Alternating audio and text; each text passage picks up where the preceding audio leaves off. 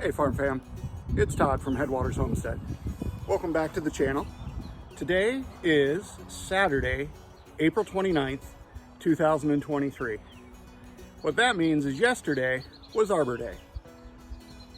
Now, I've always been a big fan of Arbor Day, so in honor of Arbor Day, we're going to do what I didn't get to do yesterday because I had to work. Both Christine and I have full-time jobs off the farm, so we've got to work together when we've got these good days to get things in the ground and planted and moving along. So we've been working these last couple of weeks to get the gardens ready for planting, and we're nearly there. We've amended our soils, topped them off. There's actually some plants actually in the ground already. These are the potato mounds. Tomato mounds. These are the potato mounds that we saw Christine planting just earlier this week, right there. We've also been working getting ready for our meat birds. They're in the brooder, and in just a couple of weeks they'll be ready to go in our chicken tractor, which will be able to traverse up and down our south field here. But one thing I've always noticed ever since we acquired this property is that the south field is awfully open. We are in the process of taking that lawn and pushing it backwards into pasture and wooded area. So you might remember from earlier this year when I was working out in the front to establish the herb bed, I had pulled up these young maple trees. They are all first year. I pulled them up, saved them by placing them into this bucket here, and saved them basically for planting this year. And we can see that they in fact are healthy, alive, and thriving, but there's not a lot of room in this tiny bucket for the 5 or 6 trees that we have growing here. So those are going to go out. We're going to amend the soil where we put them in with some tree tone. Now, I love the Espoma line of products. We're not endorsed by them or anything like that, but they are ideal for organic gardening, which is one of the tenets that we try to do here on our property. We want to grow everything as close to naturally as possible and do what we can to support our fellow local farmers, grain millers, and things like that. Espoma is not a local company, but they do make a great line of organic products that meet our needs. And just this morning, I was very excited to walk out and see that we did, in fact, receive our trees from the Arbor Day Foundation. There are 10 little tree starts in this bag. So we're going to get out in the field here, get the ground prepped, ready, and we're going to drop them along. I'll take you out here in the south field and show you where they're going to go here in just a minute.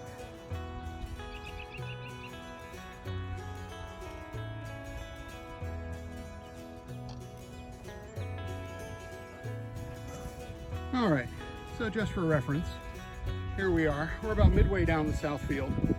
There's the homestead, our little barn and chicken coop combo. You can see we've tarped off one area to expand our gardens with a big in-ground bed. And you can see the back of the raised beds up there. Also the pergola that we're going to put up on a floating deck in the middle of the gardens. It's good and wet out this morning. You can see the track line here where I came across. There's one of our marker flags. This will actually be the end of our in-ground beds in the south field. We'll see how well this shows up over here. But there is a slight indentation all along here.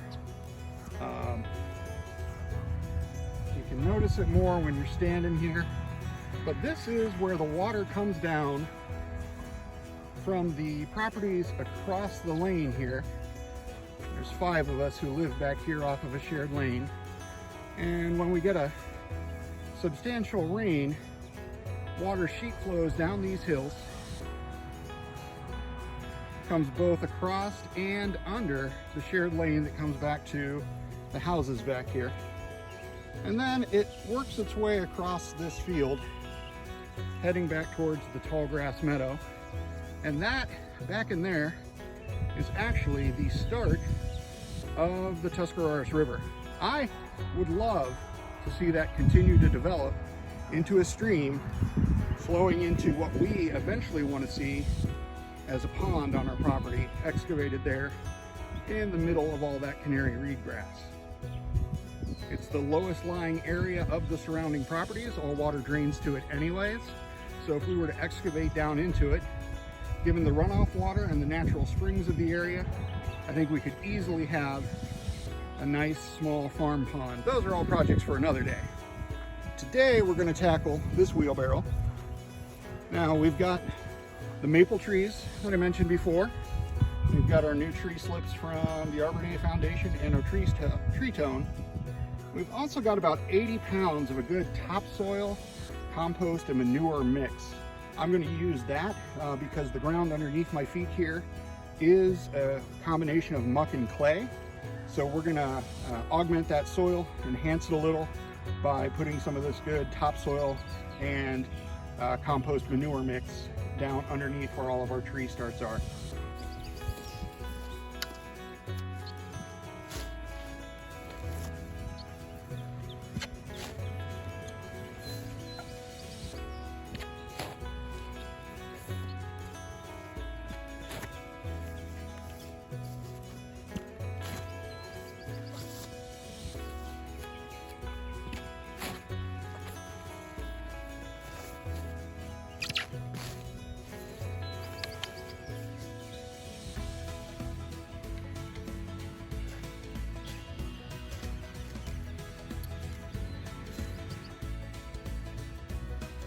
All right, so you can see we've got a nice hole dug here.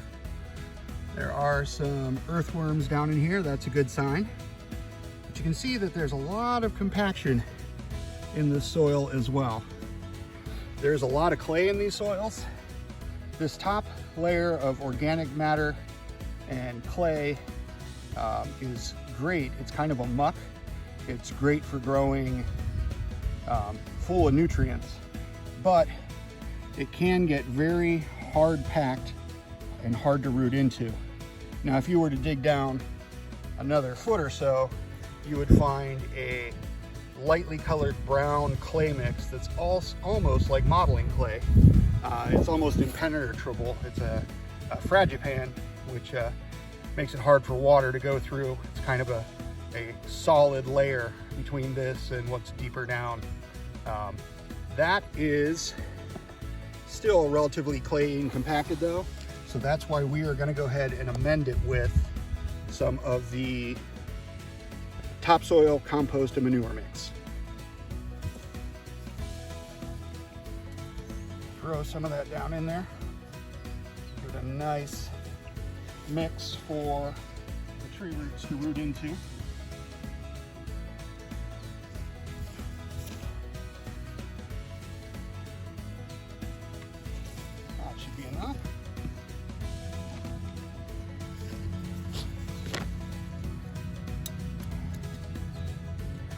Make a little depression here for our root slips to go into.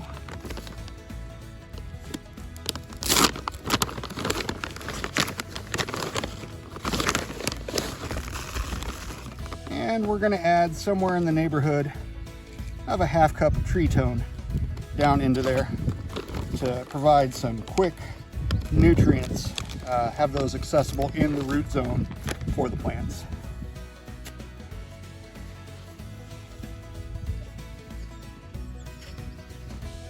All right, so we filled in our hole with a mixture of compost, manure, and topsoil. We put our tree tone in there at the base of the tree's roots, so there is some readily accessible nutrients available for the tree as it begins to grow. We've made sure to top off the rest of the hole a little bit higher than the surrounding elevation, just because we know that that's going to settle and compact. I'm also going to be coming back in with some wood chip mulch, and we'll mulch around this as well. But you can see it, there is one of many trees that'll be going in on the Headwaters Homestead property. This one's all set and ready to thrive, so we're going to work our way through the others.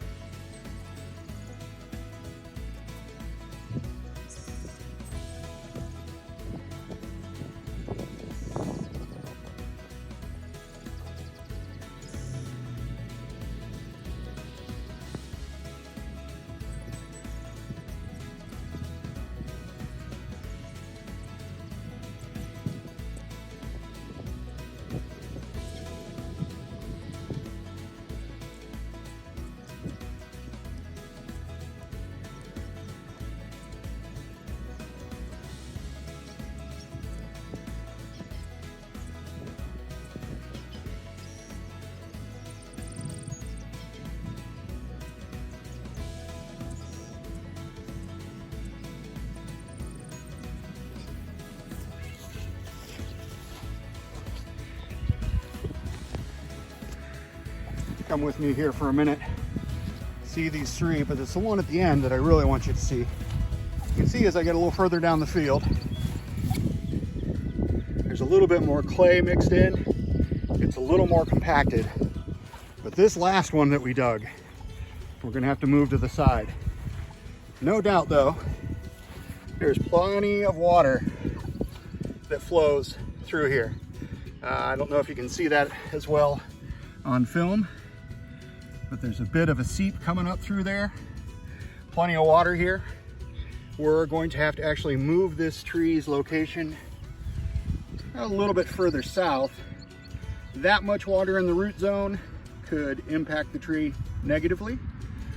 So we're gonna plug this hole back up, dig it a little bit further south, I think, and take advantage of this water that's just under the surface of the soil here. So very happy to see this though.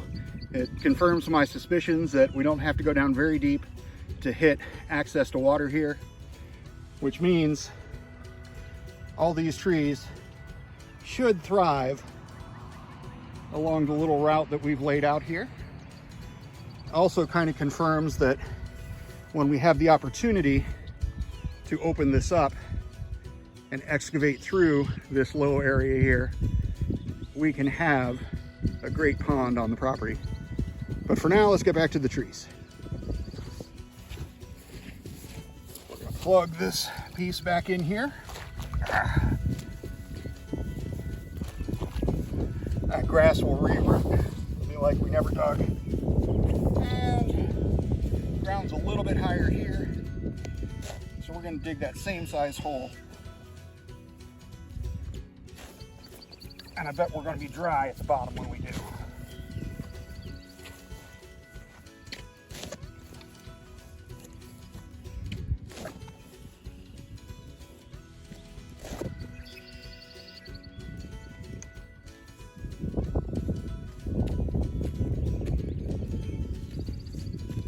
Keep this in mind when you're gardening and for all your homesteading projects. Work with nature, not against her. No matter how ingenious we think we are, Mother Nature always wins.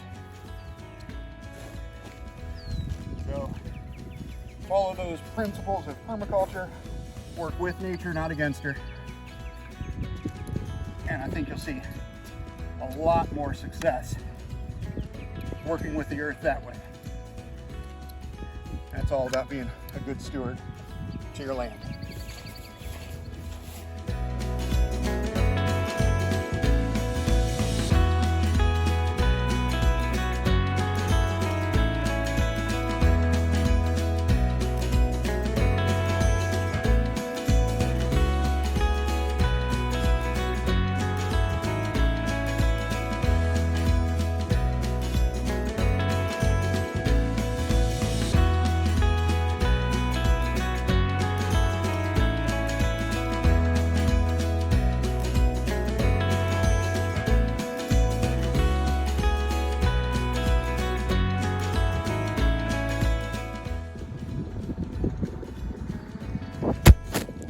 Well, I think we lost the camera there for a minute.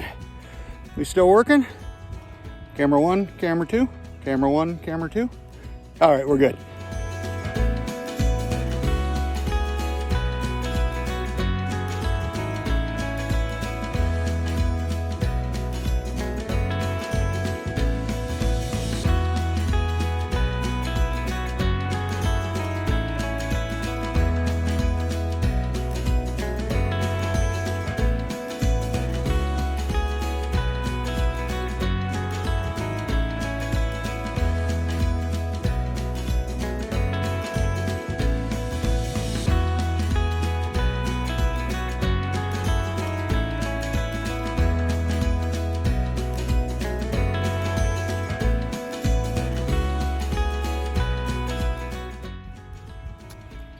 All right, let's go plug in the rest of our tree starts.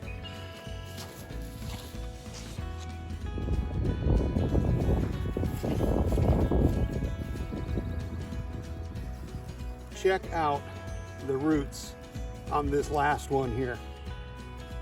I had to dig this hole out a little bit wider. In fact, I might need to go back in and widen it even some more. But I want to get all of these roots down in that nice loose soil that we provided. You can see there's about 3 different offshoots coming from this. This is a maple tree.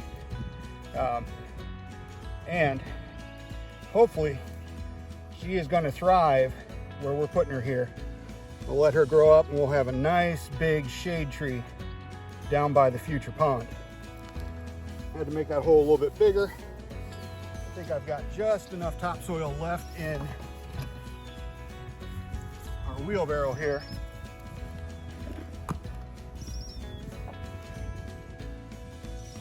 This is going to be an epic tree here on Headwaters Homestead. Don't you wish you could just jump forward about 10 or 15 years, see how these projects were going to look? You have in your mind what you want the outcome to be, but you got to be patient to eventually see that outcome. All right. Those are all in.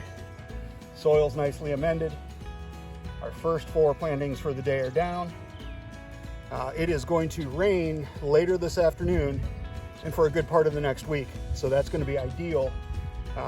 Since this is a little bit farther away from the house proper, it's going to be harder to get water down here, at least to import water down by hose or any other means.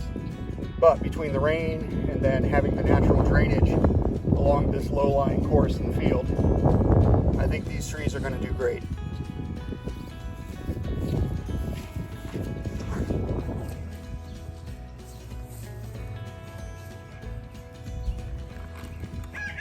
So, in addition to the chickens that you can hear, we've got creatures galore all over the property here.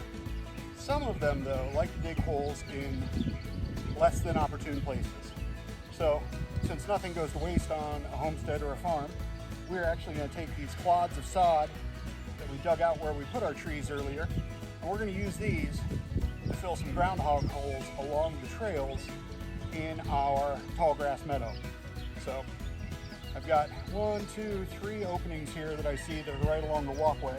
So we're going to go ahead and just use this good compacted soil. We're going to shove it down in. Hopefully we can discourage them from digging into where we intend to have a trail. It's not guaranteed to work. Like I said earlier, Mother Nature always wins. But maybe if there's enough discouragement to dig at this particular spot, they'll find an off-trail spot that'll suit us both better.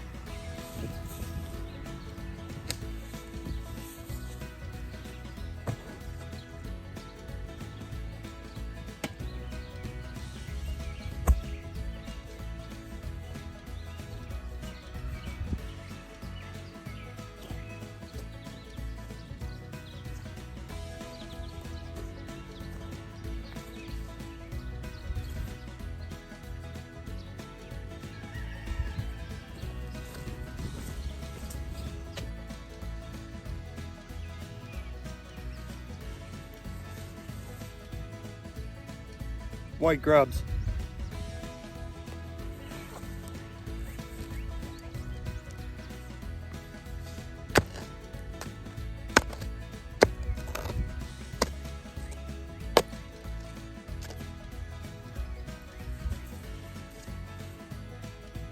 With these newer trees from the Arbor Day Foundation, we don't want to put the fertilizer directly on the roots, so what we're going to do is put our dirt in, set our tree down here. This is going to be another crepe myrtle right up by the driveway to our house. And then we're just going to sprinkle a fine layer of Espoma's tree tone on top of the soil there and then coat that in. That way those nutrients are still accessible, but there's no risk of them burning the young tree roots. Espoma's products are pretty mild to begin with, but with these trees we're not going to take any chances.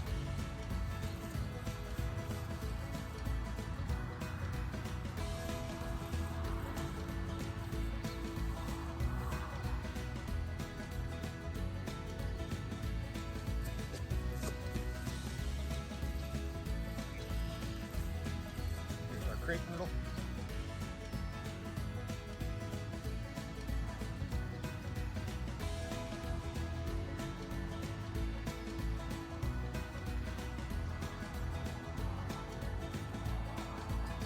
I'm going to go ahead and set that into market.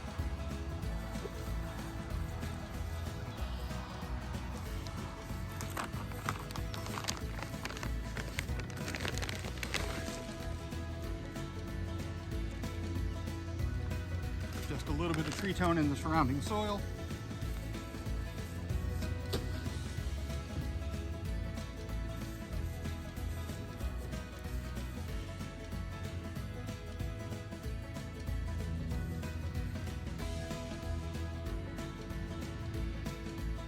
And we're done.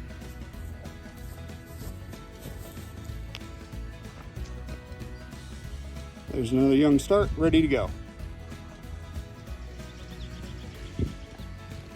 One of the things Christine wanted to see was another tree out in front of the house. Our kitchen window is just up there to the left of the trellised arch. So we're going to put a flowering dogwood right out here in the front corner of the yard. And eventually one day we'll like to have a sign out here that says Headwaters Homestead just in front of that tree on this little point where our driveway comes in off the land. Now the soil type up here is different than what we have down in the south fields. That was clay, loam, and muck. This is a much sandier soil. There's still a little bit of clay and loam in there. But this is where we're going to put our white flowering dogwood that we'll see every day when we pull into our driveway, and we'll see as we're looking out the kitchen window in the afternoon. This is tree number 10, an eastern redbud, and I've gone ahead and placed this at the campsite that we have in the tall grass meadow. I love the view from back here. Get a good panoramic view of the entire property. It's just far enough off the mow line for the utility company that I don't have to worry about these trees getting mowed in back here. Makes a nice spot to come out in the middle of the summer with the kids and pitch a tent. I envision in the future a small fire ring out here, a stack of firewood, and this being our summertime retreat here in the tall grass meadow. I've got 5 Norway spruce left to plant. We're going to go ahead and get those and head over. One of the ventures Christine and I have talked about for Headwaters Homestead is to start our own apiary here on the property. I am going to take our handy dandy weed whacker and I am going to go carve out a place for these Norway spruce that will provide a natural windbreak. That windbreak will help protect the beehives in the cooler seasons. It'll provide shade from the intensity of the late afternoon sun. And it's kind of a natural succession process taking place here in the meadow too. Your pines or your conifers are one of the first trees to establish in a meadow as it transitions into a forest. I don't want to kickstart that process too fast, but there are some benefits to placing those spruce out here. That windbreak primarily being one of them. So we're going to go ahead and fire up the old weed whacker and cut in some spots.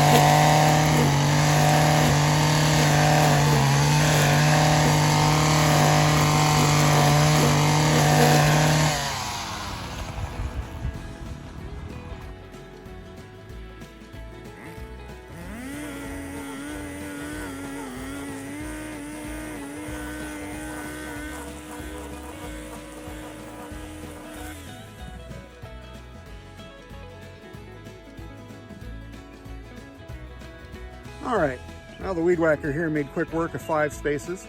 I've got 5 small clearings out there now where I'm going to go ahead and dig our plot holes and then get those Norway spruce saplings planted in the ground. I'll keep checking up on them and making sure they get adequate water out here and keeping it trimmed down around the base of those so they can kind of take off out here and start growing out here in the meadow and eventually provide us with that shade and shelter that we're looking for.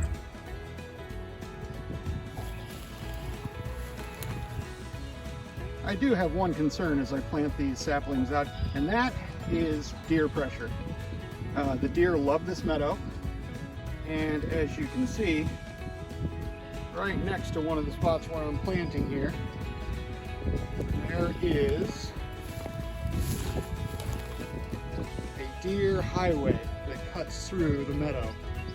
Now this goes from the tree line over there, which is where the start of the Tuscaroras River is, and it comes pretty much in a straight line right through the field here. It crosses a couple of the paths that I've mowed in here. I've noticed that the deer will follow those paths, but cut across and make a more direct path of their own if it suits them.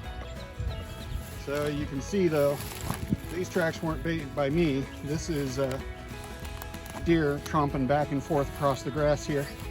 You can also see it splits off here, goes out in a different direction across the meadow. There's another one of the saplings I planted just over there. So there will be an issue with deer pressure out here where I'm planting these. To compensate for that, I am going to build some wire mesh cages and place them around the trees. In fact, I'll probably build one for each of the trees that I've planted today, not just the spruce, but anything that's along a route where the deer may traverse, just to discourage them from eating the new buds and leaves. They seem to like those. We planted a Sweet Bay magnolia last year, and I honestly don't know if that tree is going to make it back or not. We probably should have put wire mesh on it at the beginning of last season. That one might have to be pulled out and replanted. We'll see as the season goes on.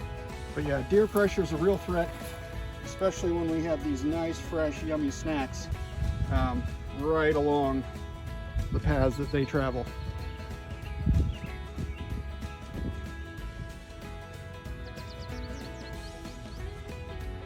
Well folks, there she is. That is the last of 5 Norway spruces that have been planted out here in the tall grass meadow, looking out over the rest of the property.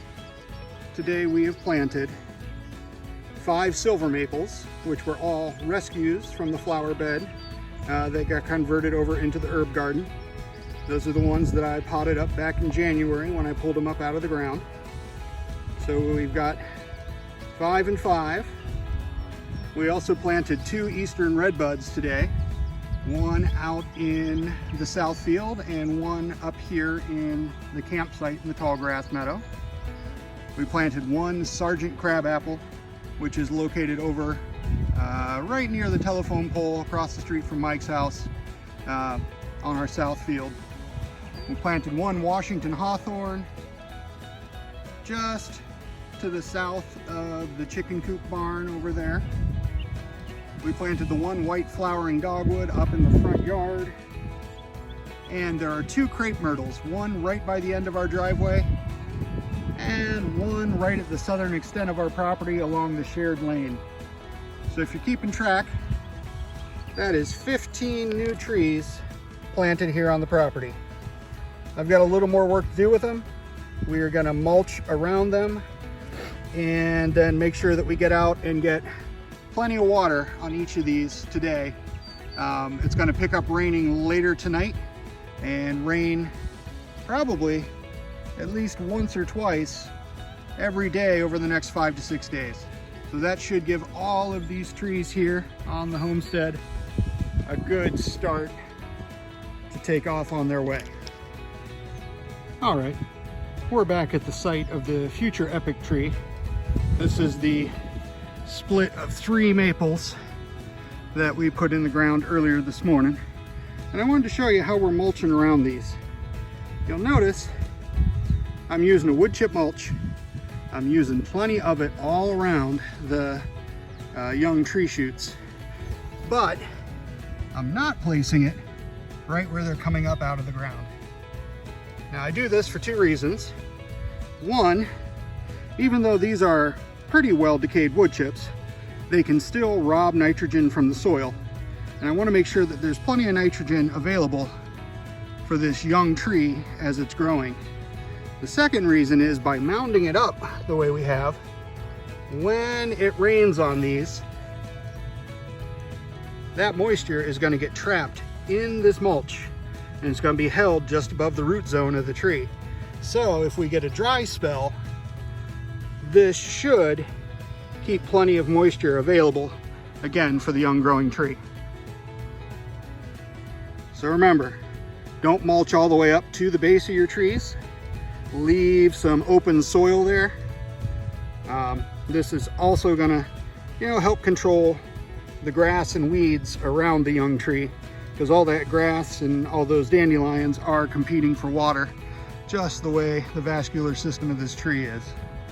So, but use a good decayed mulch.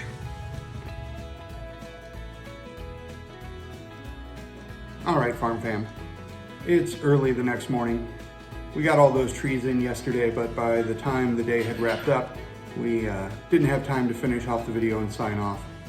So here we are the next morning tagging this on. April's a pretty cool month. My dad was born in April, all the way back in 1926. I think it's because of him and my mother coming up through the Great Depression that I grew up with canned goods down in the basement. And a vegetable garden in the backyard, so it's great to be getting back to that now. My daughter's born in early April as well. And then towards the end of April, we have a couple of significant dates all smushed together. We've got John Muir's birthday on April 21st. He's one of my early influences. Then right after that, you've got Earth Day on April 22nd. And the last Friday of the month of April is Arbor Day, which is what we celebrated yesterday by planting all those trees. Hope you enjoyed watching. Hope you join us for the next one. Until then, take care, farm fam. Bye now.